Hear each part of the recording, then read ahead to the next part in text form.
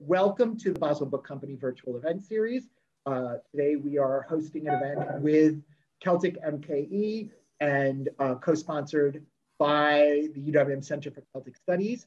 And I am very pleased to introduce my partner for this conversation, Patrick Fitzgibbons of Celtic MKE, who divides his book selling, buying, which is apparently enough that he can go to Boswell, Little Red Book in Wauwatosa, and also get books from Ireland as well. A man after my own heart. Thank you so much. Patrick, say a few words. Thank you very much. And Kevin Barry is the author of 3 novels and 3 collections of short stories. He's a screenwriter, a playwright, and with his wife edits an annual anthology, Winter Papers, which you can't get anymore. But anyway, this is Kevin's second virtual visit to Milwaukee. In 2020, in partnership with Listowel Writers Week, he was part of Irish Fest's at-home festival. That year, Night Boat to Tangier had been shortlisted for Listowel's Kerry Irish Novel of the Year, as well as being longlisted for the Booker Prize. He has won many more awards for his work, including the Rooney Prize for his first collection of short stories, There Are Little Kingdoms. In awarding that prize, it was said that Kevin Barry is the 21st century, is revitalizing the tradition of short story writing for which this country is so renowned. His latest collection of short stories, That Old Country Music, continues to impress and has made him the first 2-time winner of the Edge Hill Award.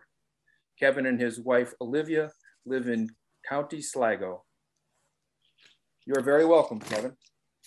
Thank you very much, Patrick, and thank you very much, Daniel, and welcome all of you to County Sligo this evening, where spring is finally evident in the shape of many smashed frogs on the road outside my house at the moment. They're escaping from the swamp, so that's the usual first sign of spring here. Am I going to start off, guys, with a very short reading now? Yeah. Okay, so I'll just read a couple of pages from one of this. I don't have that lovely jaunty looking paperback yet, but I do have my American hardback here. A collection of 11 stories. The last one I wrote early in 2020, just before the whole pandemic craziness kicked in, was a story about a song collector called St. Catherine of the Fields. The old singers were all going. One by one, they were vanishing from the map of the West. You could hear remnants of the music still, but just faintly now, from the lips of ancient women and men. I was trying to collect the songs that were as yet unrecorded before their moments had irretrievably passed. My research was in sean nós, the old style in Irish, the unaccompanied folk singing that is plaintive, sometimes harsh, with often a lovelorn quality and with narrative always. These were the song stories that were usually passed down by means of the recital alone. One night, in the summer, at a pub in the Ina Valley in Connemara, I was told about a man called Jackson. He was a singer in South County Sligo and reputed to be a great collector. It was said that he had songs from deep in the 19th century, even songs that nobody else had now. My blood at once quickened, but I could get nothing about this Jackson beyond his name and broad vicinity. The man who told me about him was really quite drunk. Back home, however, an online search quickly offered a lead. In a university sean nós vault, I found a song recorded in relatively recent times by a Jackson in County Sligo. It was called Aurán Ceis Curran and sung by Timothy Jackson. The recording was from the late 90s, and he sounded old enough even by this stage. The song was nothing special in itself, a routine panegyric to place, but there was something in his voice that snagged me. He was a singer who would not relent. Google Maps reminded me that Ceis Curran, or the hill of Ceis, rises in the Brickleave Mountains, the rolling uplands that run west from Lough Arrow. I already knew the area somewhat from my endless crisscrossing of the provinces. It always had seemed to me quiet, haunted ground. place of lakes that lay in greyness to answer their skies. A lonesome and promising territory, I thought. And I'll leave that one there.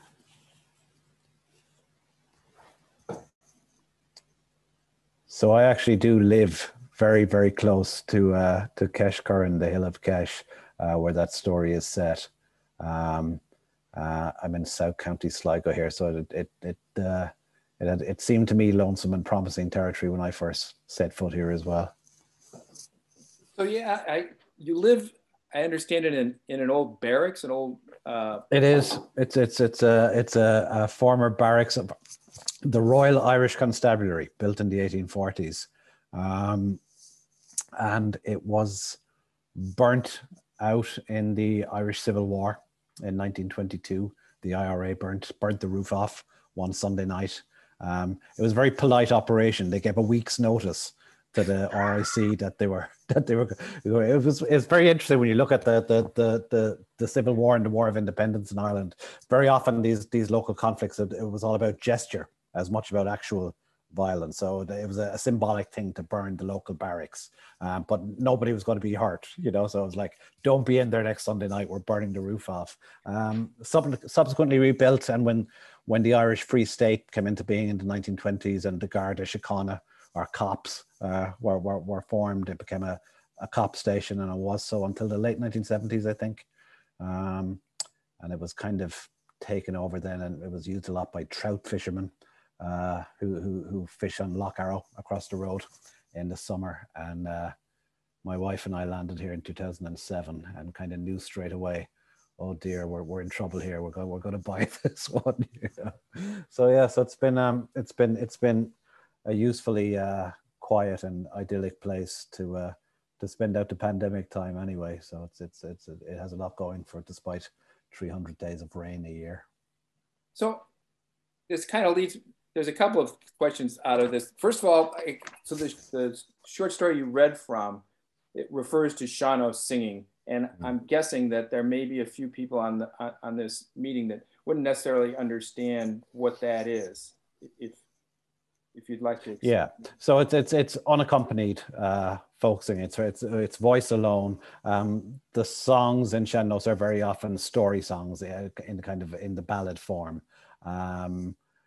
And what's fun when you sort of research into some of the old Sean music that's been collected from the 19th century and from earlier, going back to, you know, into the 1700s, very often very bawdy material, you know, pretty ripe stuff, very sexualized material often. It's not what people expect when they look into old Irish folk music, but, you know, there's always kind of wink and nod kind of language in those. And I kind of, for this story, I imagined a very particular kind of a situation that the story was describing and telling. That sums up your book, though. Those sex and death and and sex and death and beautifully, like, they all feel like songs to me. I just like, were you thinking, like, were you in this? You didn't write all these stories at once, but there's such a cohesiveness of everything together in them. Well, yeah, I mean, I guess a short story collection is an interesting item in itself. You know, as a piece of work, it's I see a collection really as nothing more than a record of what I've been up to as a story writer since my previous collection. My last collection came out in 2012, and the most immediate effect on the stories in that time have been my surroundings. You know, the fact that I've lived in rural County Sligo now since 2007, and slowly but surely your place settles into the work and starts to color the work. And it's odd, you know, one of the most important aspects of any writer's life is where you're going to base yourself, where you're going to live. And it doesn't seem like it's directly connected to the writing at first, but of course it starts to color everything about the work over time. And most of the stories I write now are set in kind of what I describe as the Inland Empire, the tri-state zone around County Sligo and County Leitrim and County Roscommon in the northwest. Very old ground, very haunted ground, a very particular way of speech, a very beautiful place in a kind of a melancholy, grey skied kind of a way. But it's yeah, so most of the stories have come very much out of the place for me in the last while. In describing them almost as song-like, it's I do believe that prose fiction is a kind of a disappointed musical form.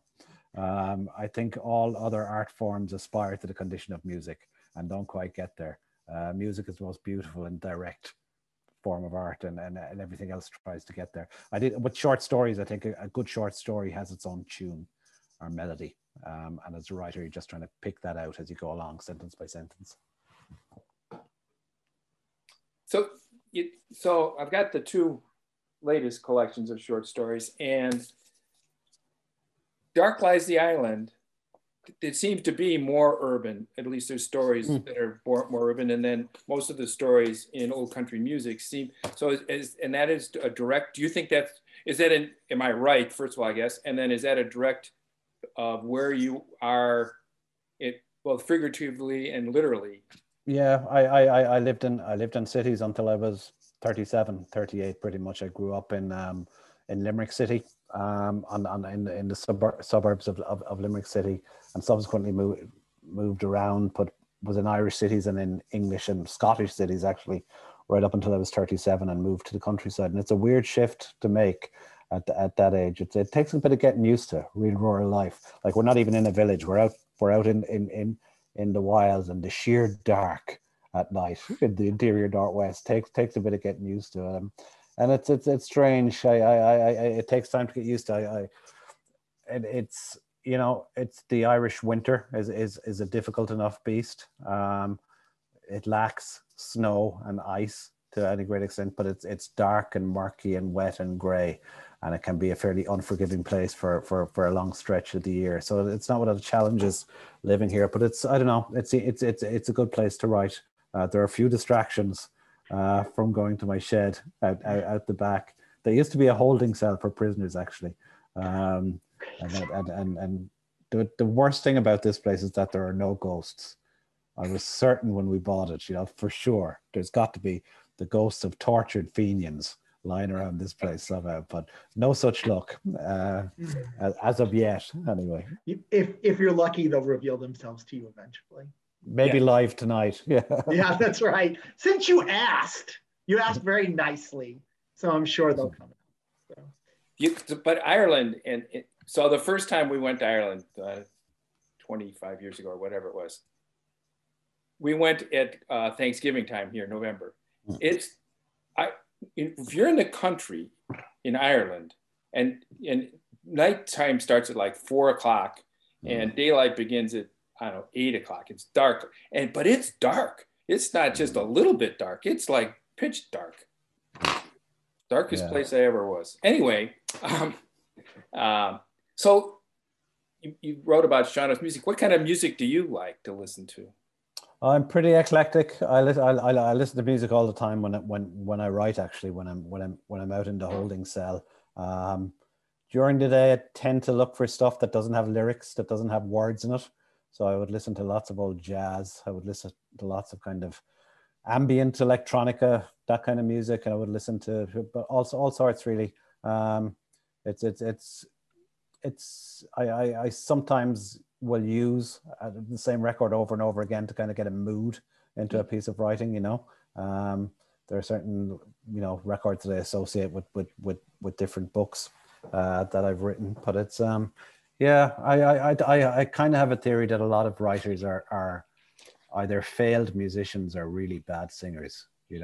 It's a kind of a displacement activity. So we want to. So have you written music? No, I'm totally untalented in the musical field. Oh, do you have a Spotify playlist for your writing? I'm sure I have put together some Spotify playlists in my time, but it's I think if I was able to play the piano or able to sing, I'd be fine. I wouldn't need to write short stories, but I can't. It is a higher form of musical art after all. Yeah. I have to do it. I don't know. I think you could if you wanted to, but so in the story Old Country Music, and in a couple others, really, it seems as though, and I'm kind of switching gears here, but that the women in that story and in others you've written, they kind of are more pragmatic or down to earth, and the men maybe a little less so. I thought that in Night Boat as well, maybe. Is this something, do you see your characters differently being male and female? Obviously they are. I think with my male characters, often in the short stories and certainly in the novel Night Boat to Tangier, there is a tendency to self-mythologize. And to kind of invent personas and kind of myths about themselves, and that the women don't feel the need to do this to the same extent, to the same degree. And this is something that's probably true to life as well. I think men are more inclined to self-mythologize. It was interesting, actually, you talked about the novel, Night Boat to Tangier, the most recent novel, which is two Irish gangsters from Cork City. We find them down in Spain. And they're looking for a missing daughter, and we learn that the shared woman of their past has died, has moved on. But it was interesting, when I was writing that book, it seemed at first to be just this two-hander about these Irish gangster figures, but it really came to life for me when I started to write the women characters, when I started to write the missing daughter Dilly and Cynthia, the lost wife. It seemed like the story came into the real world when it went, and they kind of grounded the book for me. And helped to bring the two gangster figures, Morris and Charlie, into focus and into relief. And it's weird. It takes a long time sometimes to get to the nub of your novel, and to figure out what's going to bring it to life. And I remember one day, about a year into writing that book, I was writing a very quiet scene. It was the daughter and the mother having coffee in Cork City in a gallery cafe, and the daughter asks, "Did you ever see them violent? Did you ever see that?"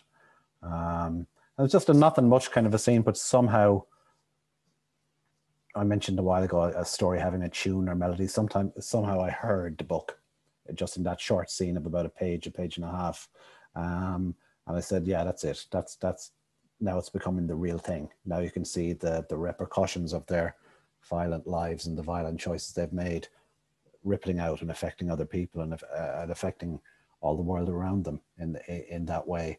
And you can write a few paragraphs like that sometimes, and it works like a tuning fork, for the whole book.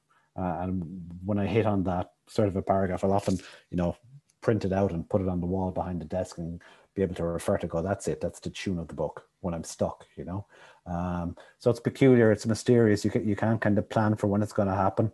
But if a book is going to work out for you on the desk, it's you need to have that moment where you go, okay, there it is. That's what it sounds like. And it's kind of a rhythm as much as content or anything like that. It's kind of the air again, or the melody of the piece. And it was in that moment when I was writing that very quiet scene that the characters really seemed to come to life for me.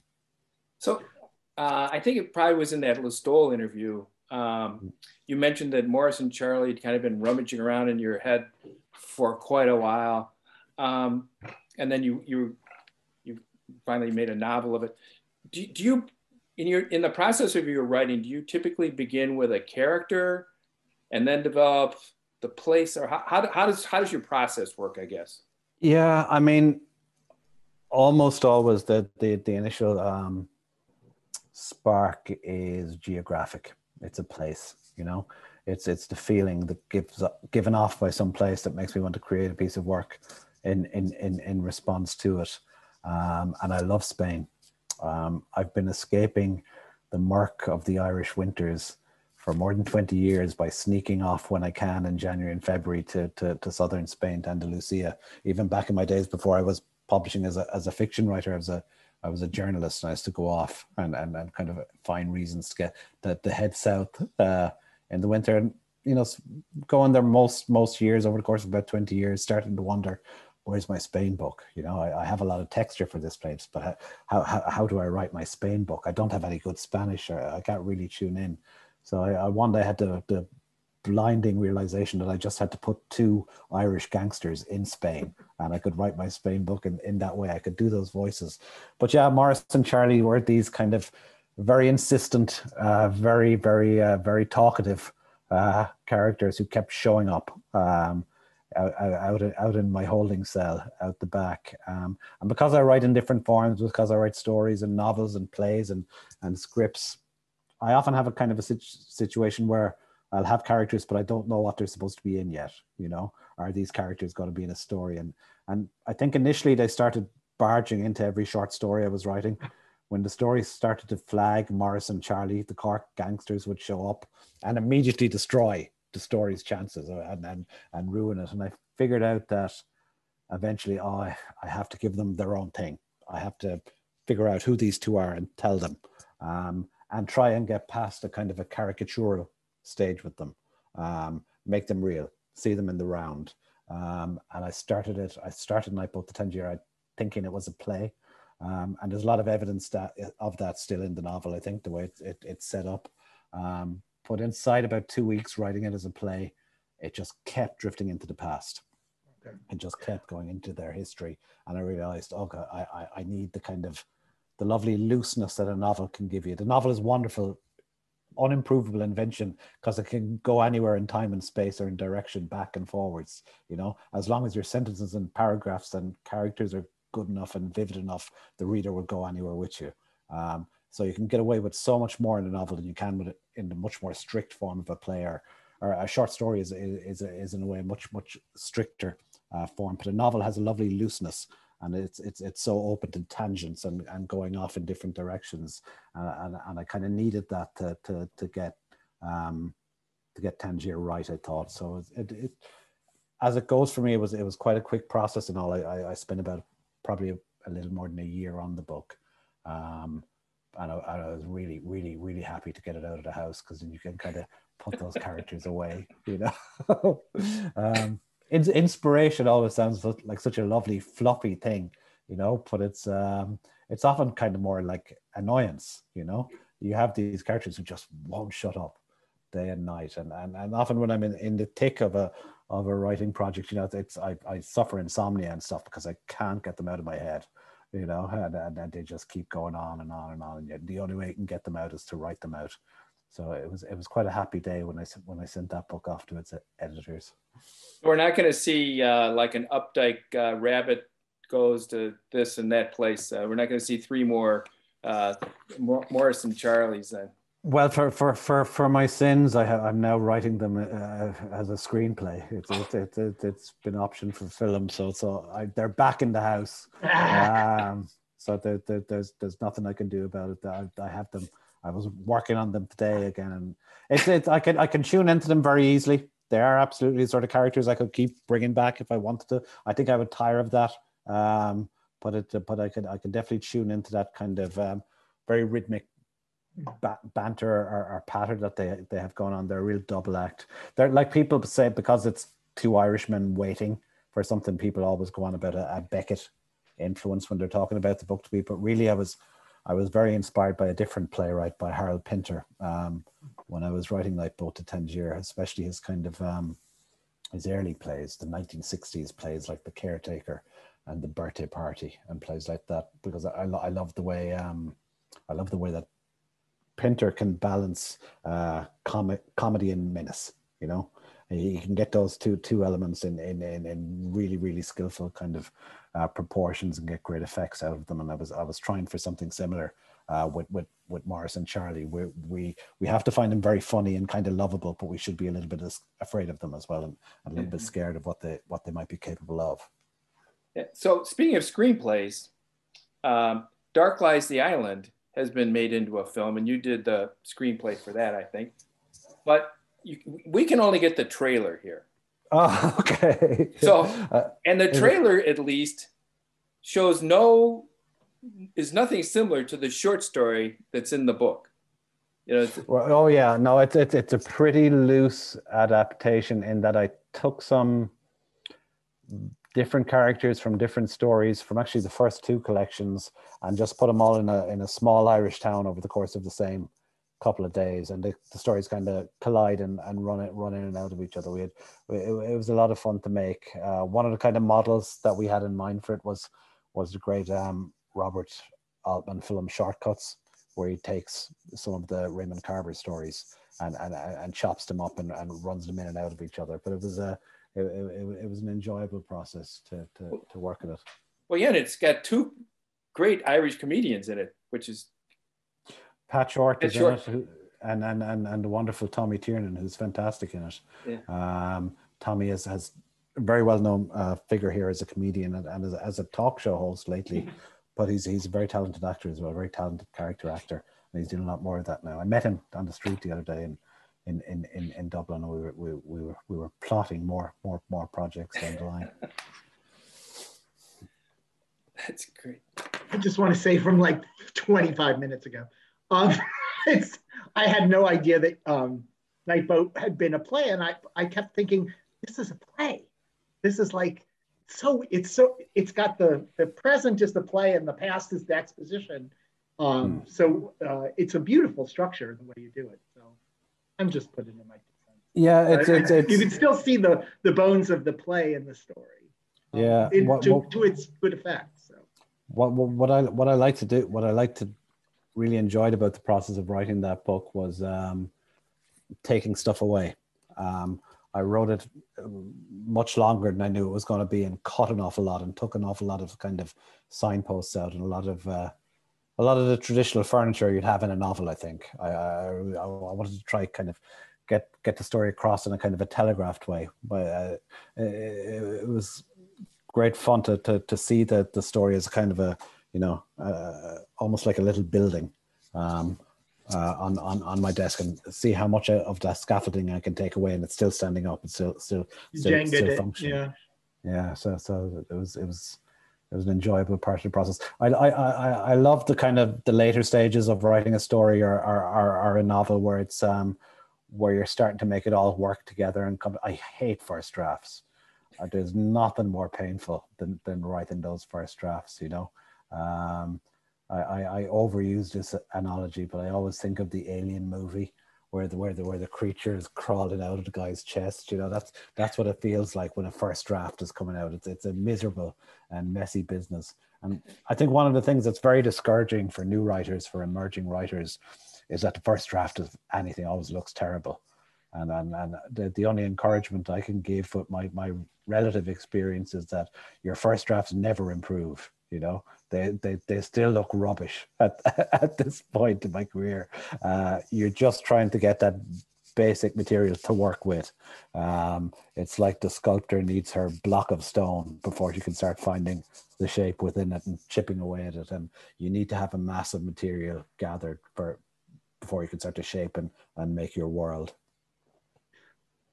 You mentioned when you were writing short stories that you actually let, and this is sort of ties into your idea about the first drafts not being so good, that you let a lot of, you don't finish every story that you write, or that you have kind of, not every story works for you in terms of. Yeah, I do finish almost everything I start. I have a kind of a superstition that you kind of, you only earn the good stories by finishing all the bad ones. So you finish them even though they're not working? I kind of, yeah, but even if I know I'm never going to send them outside the door and no one's going to read them, it's just, there's some kind of professional ethic that makes me try and finish everything, because it's a cliche, but you learn so much by your failures, by the ones that don't work out. You kind of learn how to finish the good ones when they come along. So I do try to finish everything or bring it to some kind of a fruition. It's all the cliches you hear about writing tend to be completely false, except for one, which is time. It's that thing of getting a story and just finishing it to some degree and putting it away for me at least 6 weeks or 2 months. Just put it away, don't look at it, and as soon as you go back to it, then it's very evident what's working and what's not. Yeah. And you can't see it in those immediate moments and days and nights of writing it. But once you've left it for a little bit of time, it's very evident where the hot spots are and what you can work with in it. So, and there's no shortcut. It's one of the very frustrating things about writing. You just have to leave it kind of sit there and compost, to use a gardening term, for a while. And all those lovely gases start forming and making their magic. But it's I'm sending it back to Patrick, but I do want to say, if you ever get stuck on a bad, really bad short story, a car crash is a good way to finish it off quickly. All right, back to you, can do Patrick. that. Seems a little dramatic. So at last year's festival, Neve Hamill, who lives not that far, she lives in Bundoran. She's been a good friend of. Anyway, she did a video, and we also did a presentation on fairy forts, and of course they come into play in Nightboat, and then there's some other mythology type stuff in country music. I mean, one of the characters' name is Satanta, which and then the whitethorn trees that kind of pop up here and there with all over the place. I was embarrassed when somebody told me how many stories feature whitethorn trees. There's a few, yeah.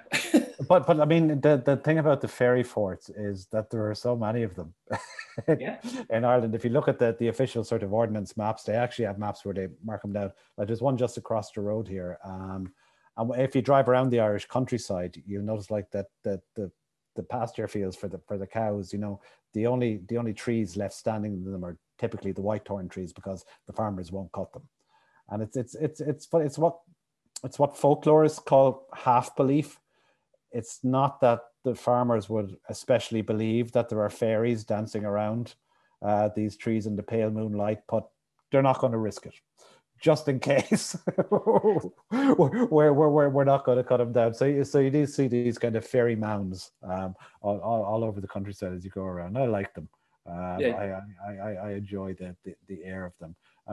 But there have been like motorway schemes diverted and stuff in Ireland because they were both going to pass through fairy fort sites. A lot of builders won't work on them, won't work anywhere near them. There are always scare stories about guys like falling off bulldozers and getting killed when they're trying to build near a fairy fort. So it's one of these constant kind of ongoing myths in Irish life that we continue to feed. Yep. Yeah. Both. So the video and the actual display were built and were done without either one's knowledge of the other, but both of them brought up. I may say this wrong. Eddie Linehan. Yeah. Who got them to divert a road because of a fairy fort, I think.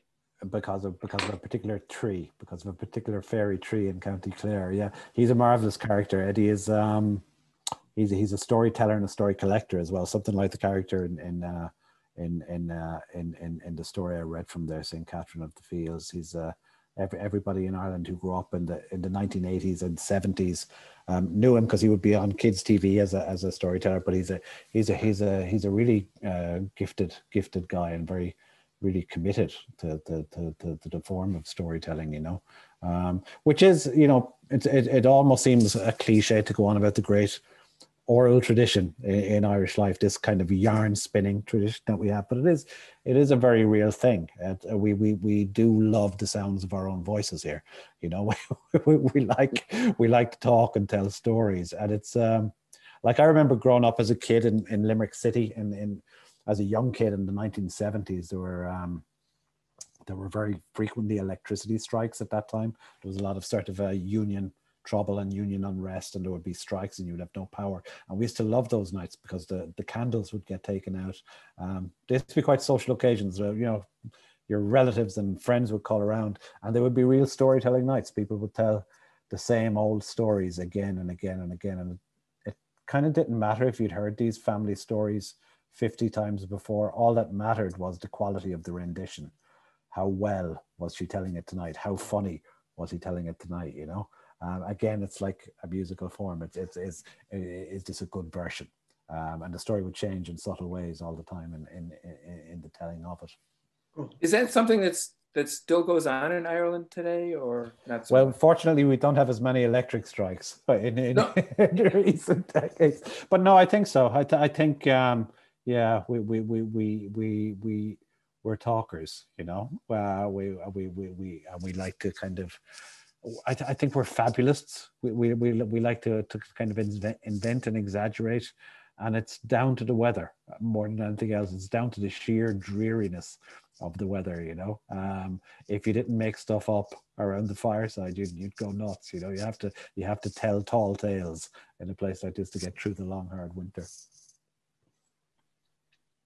Do we want to take some questions from? We can take Andrew's question. Andrew Kincaid asked, I read that there's a theme in your book of things we can't let go of. Is that a statement you recognize? What can't you let go of that you keep returning to? Okay, I think I kind of what I'm referring to, and that is a lot of the characters I think that I write about are always struggling to escape the shadow of their own past and trying to escape the events and the things that formed them, and that caused them to be who they are in their current derelict and dramatically melancholy and awful situations that I put them in. And it's a constant thing with that shows up again and again in my work, this sense of characters trying to escape from themselves and get away from their past and trying to outrun their own shadows. And of course, there's always comic potential in it because you can never outrun your own shadow, and you can never get away from the past. But I think it's definitely a recurring theme that comes off into fiction. And themes, you know, they're not something you consciously set out to put into your stories or into your books, but they just naturally seep in, and the ones that are closest to you recur again and again. And that's one of the things that recurs again and again and again in my fiction, is this sense of characters just trying to break out and escape from what's formed them. Yeah, I think of Ox Mountain Death Song, you know, as these two families basically. They're just at loggerheads. Their whole existence is just.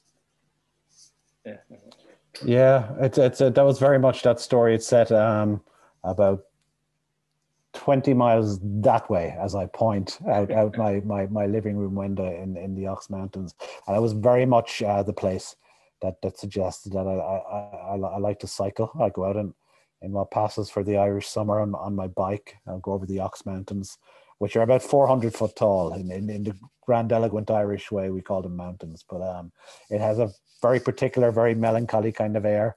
And anytime I cycled over it, I thought, and it's like a little miniaturized Western landscape, like an American Western. And I always thought, I have to set a story here, and I know it's going to be a kind of a Western. And I actually tried an experiment. I said, I'm going to go out and stay there in a little hotel for a few days and try and write a story on location. Set it out there, and I went out on my bike and I checked into a little hotel. I was just cycling around, and I had all the landscape and all the beautiful kind of mystery of that landscape for the story, but I had no characters. But I pulled into a petrol station, a gas station, to get an orange juice, and I was on my bike on the forecourt of the station just drinking the orange juice, and a police car pulled up, and this huge fat old cop got out and just kind of slugged across the forecourt. And I thought, okay, there's one of them. Now I just have to figure out who he's after. And it very quickly became a kind of a sheriff and an outlaw kind of a story. And like, I'm shameless, you know, there's even a ripe widow in there. It's a kind of a little compressed, miniaturized Western. But it was fun to write it in the actual place and to bring in the kind of the very dramatic kind of countryside out there.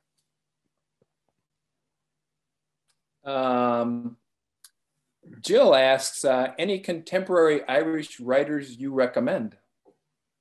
Oh, we have no shortage. You throw a stick here and you hit a poet over the head, you know. No, and I mean, you don't have to look far. Even within County Sligo,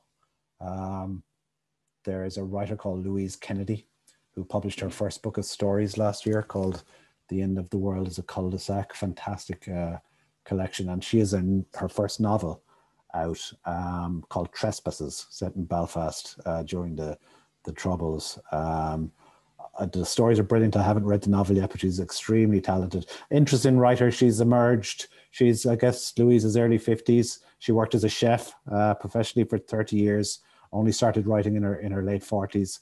A friend of her twisted her arm and made her go to a writing workshop, and she's just very, very gifted. There's another writer, a friend of Louise's called Una Mannion, who's kind of Irish background, but born in the US, moved here about 30 years ago. She had a great novel last year called The Crooked Tree. So you don't have to go very far to get at the good stuff. There's a writer down in Galway called Claire Louise Bennett. Had a book of stories called Pond a few years ago, and a novel called Checkout 19, which I think is just out in the US. And there's a big rave kind of piece in the New Yorker magazine about it this week. And Claire Louise is from England originally, the English West Country, but has lived in Ireland since the mid 1990s in Galway City, and is a unique talent as well. See, we've got another question from Carmel.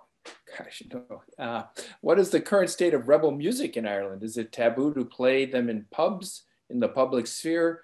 We love to listen to rebel tunes here in the US or during our Irish Fest in Milwaukee. I wonder if these songs are sort of sore subject matter in Ireland. It would depend on what pub you're in, I would say. Very, very much. I don't know. It's probably a less loaded atmosphere than it would have been 25, 30 years and more ago. But certainly still there would be contentious. What I'm very interested in that comes into some of my stories a little bit is that strange and wondrous genre known as country and Irish. So those kind of, so Big Tom, for example, would have been the classic kind of country and Irish showman. This, for American viewers unfamiliar with the genre, I would say that this is a YouTube hole that you need to fall down. Go and dig out some of this country and Irish stuff. It's classic sort of country and Western twang and kind of music and melody in a very Irish particular style. A good place to start on YouTube is look for Big Tom's funeral, because they all showed up. All the great country and Irish figures showed up, and they all sang and played around the graveside for hours. There's hours of it available on YouTube, and it's you won't be able to draw your eyes away from it. I guarantee. So Big Tom's funeral is what you want to put into your YouTube search engine as soon as this show is over. I will send the link now. I'm going to mute myself. That's so funny because one of the first times we went to Ireland, we snuck our son, who was only 12 at the time, into a pub in Galway City on Pucan, I think is the name of it. Anyway, and they had music nightly, okay?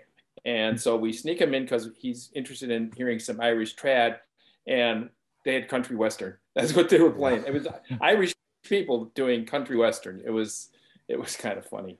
Yeah, but it's strange. It's a kind of a mad, crazy circular thing, because so much of American country music came out of Irish and Scots music originally, and out of those kind of folk music traditions. Yeah, as I was doing the research on this, it was very, I was doing little Google searches and stuff, and so I wound up listening to Kevin Barry by Hank Lachlan from 1964. It's this Irish ballad sang country style. I'm like, I was just looking for the author. Kevin Barry. I have a famous namesake. I have a famous namesake who died for Ireland, as they say, in 1916. Who was so often when I'm introduced to ladies and gentlemen of a particular generation, the first thing they'll do is they will break into song. And they will start singing in Mountjoy Jail one Monday morning. Kevin Barry gave his young life, I think is how the song begins. I unfortunately don't have a heroic bone in my body and would not be prepared to give my life for Ireland. But the song is out there anyway. So Barbara asks, how did you sell on the last name Jackson for the character in St. Catherine of the Fields? Yeah, it's an interesting question about naming, the naming of characters. I find they either, if they don't come quickly and naturally, it can be really hard to figure out what your characters are called. And it's often a sign that there's something wrong with the characters, that they're not really working if their name doesn't quickly appeal. Timothy Jackson just immediately came to me as the name of this old singer in South County Sligo. For some reason, it seemed to have a resonance that felt right. It's a game you play by instinct, and just trust that your names are right. I'm always interested in how writers name their characters. Some go on a very quirky direction, like the Thomas Pynchon kind of routine with characters. Others go for a very flat, plain, unaffected style in naming their characters. I'm somewhere in between the two, but it's a mysterious and tricky business.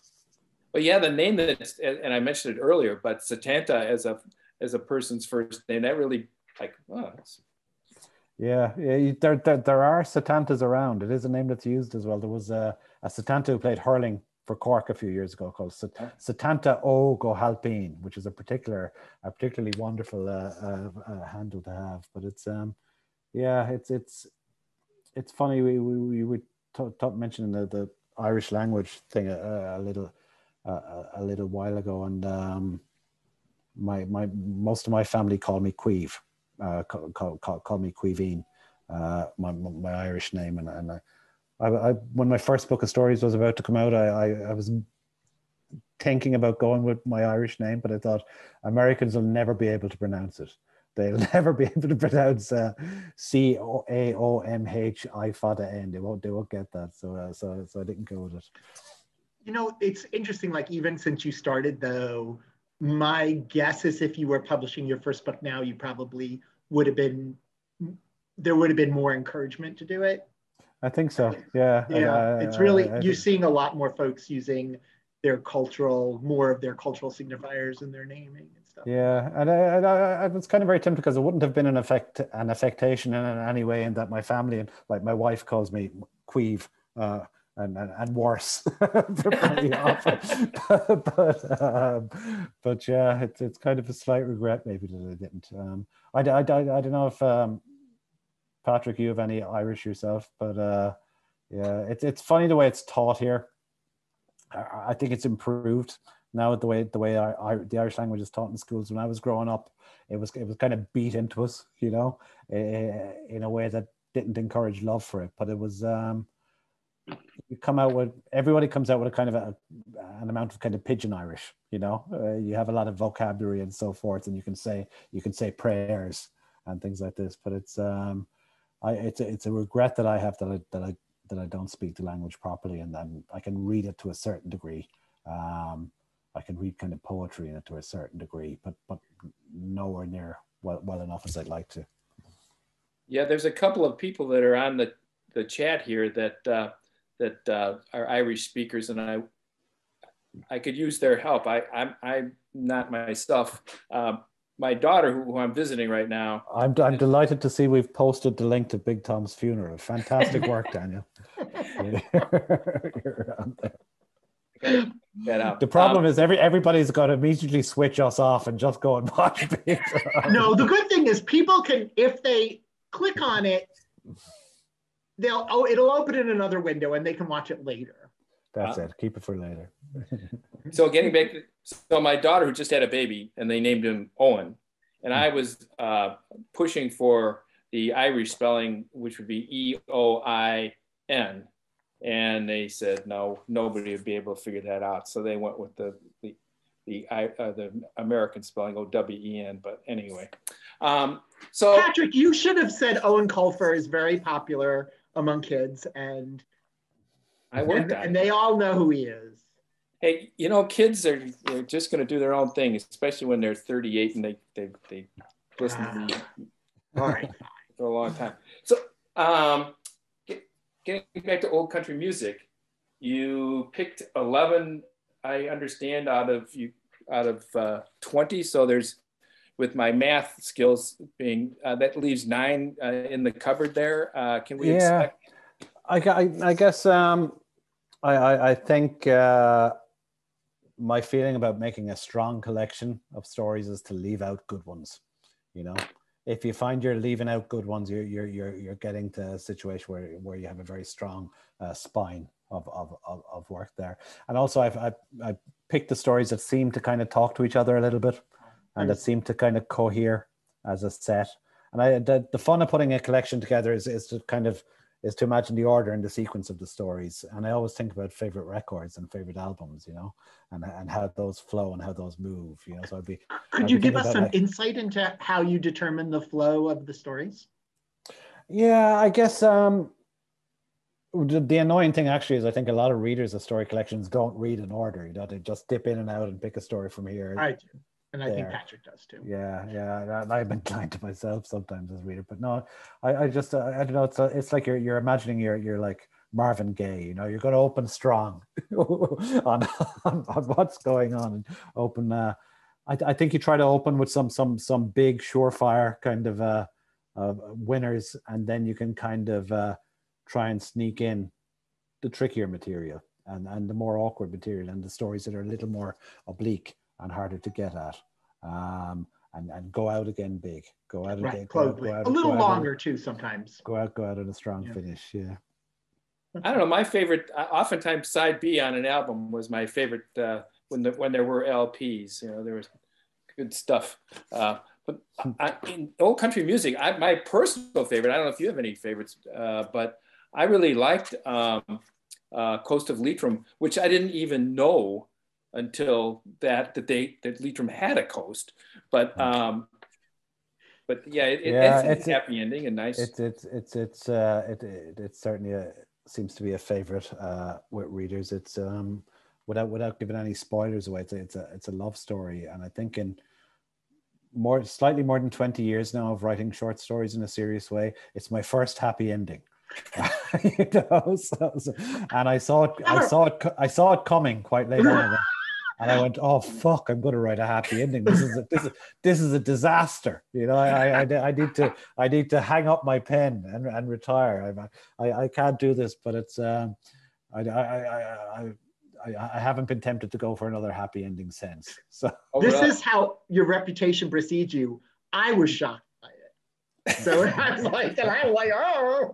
Yeah, and like it's kind of the story of this desperate romance between a guy up around here, again, this part of the world, no longer quite young, obsessed with this Polish waitress in Carrick in the nearby town. And all the way through the story, there's this kind of building mood of dread, you think. And I was thinking as I wrote it, oh, Jesus, this is going to end with blood on the walls. You know, this is going to be a disaster. And then suddenly, you know, the romantic strings started to swell and everything kind of seemed to be about to work out. So it was a surprise to me. That's what you want, though. You want your story to surprise you always in the writing of it. You want it to throw you a little bit and go to a place that you weren't quite expecting. Well, the biggest surprise for me was in old country music. I thought that had a real twist at the end. I wasn't seeing that coming. Yeah, and that particular story is set closest to my house, I think, of all the stories in the book. It's set a couple of 100 yards in the Curlew Hills up behind the house, and it was. I'm very inspired in the work often as well by the time of the year. And just what's going on with the weather and what's going on with the birds and what's going on with the trees. And these things come into the stories all the time. And it's you know, there are very different moods in the Irish West and different seasons. You know, the summer here tends to be very kind of wet and humid, and but by late August there's a real kind of a heaviness, real mugginess. It feels like almost as humid as a jungle, you know, and it can give a kind of a foreboding kind of a feeling to the air. And there's a really lovely time, late August, September, when that eases off and you get some of the most beautiful weather of the year actually in Ireland in kind of September and stuff, and it's a really nice time. But the second story in the book, Deer Season, was very much inspired by that kind of late summer feeling, that kind of dread that's on the kind of humid air. That was a sad story, I thought. But anyway, but I don't think I'll ever get to Ireland in late August because our festival is the third weekend in August always. So I'll miss that, I guess. That's a very smooth link. That was a very smooth link, Patrick. Well done. You take a challenge, get the festival, and you're like, the end is on Sunday, you run for the airport. Just so you can experience the humidity. So it'll be all going well. It'll all be fully in person and proper full festival this year, Patrick. Yes, although we will likely do, as we did this last year, we'll do a virtual component as well.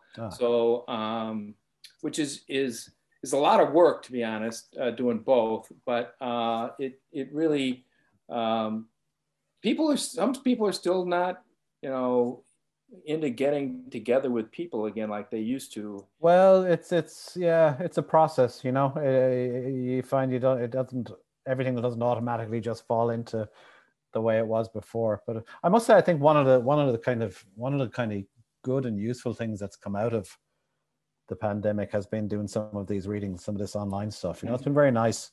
It's been very, very, very nice way to connect with readers. I published this book in late 20 over this side and early 21. It initially came out in hardback in the US, so right in the depths of the COVID situation. But it was really nice to be able to keep.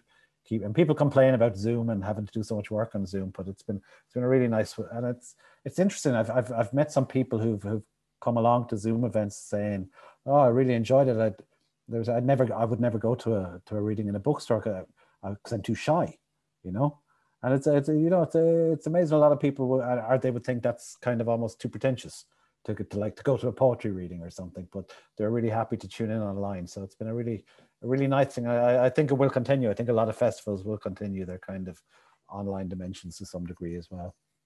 Yeah, you're right. So there's a certain the word I'm looking for. They're there, but they don't have to do anything particular. They're kind of off in the background, and you won't see them. Especially when things went to webinar when the cameras went off. But, it's interesting for us because we have other folks who came to events all the time who just will not do a virtual event. They won't. Some are too not technically adept, and other ones are it's just the opposite. They've got too much tech, and it's just they just want, so we'll see how it goes. I think we'll be a mix. I just want to give a shout out for the Toronto sorry, the one in the Toronto and the State of Grace, because they keep talking about the Empire Builder, which goes through Milwaukee. Oh, right, okay. A little shout out to our hometown. Is there still a service called the Empire Builder? Is that still? Oh yeah, that it goes from Chicago to it splits and it goes to either Seattle or Portland, and it is a route that still exists. Yeah. If you just want to go to Chicago, so it goes over. Does it go through kind of Montana? You got it right in the book.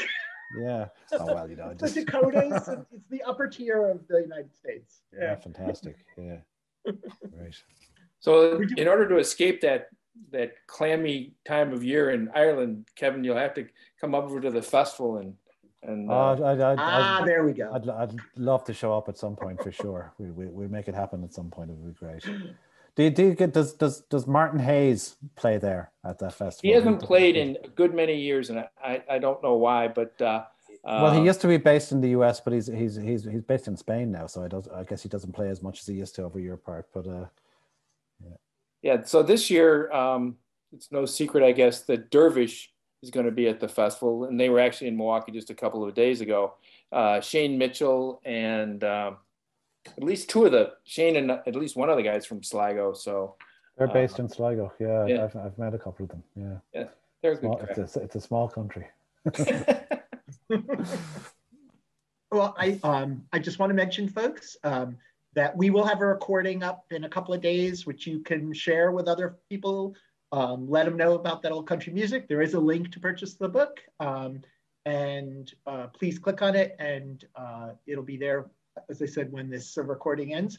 And I wanted to once again thank Celtic MKE and also UW Center for Celtic Studies, and thank you very much, Kevin Barry. I wish I could Queeving. That's it. Exactly. Got it. All right. That's how I know you now. Thanks so much for having me, Daniel, and thanks a million, Patrick, for the conversation. I really enjoyed it. Oh, it's really a pleasure. And I hope everyone enjoys Big Tom's funeral on YouTube tonight.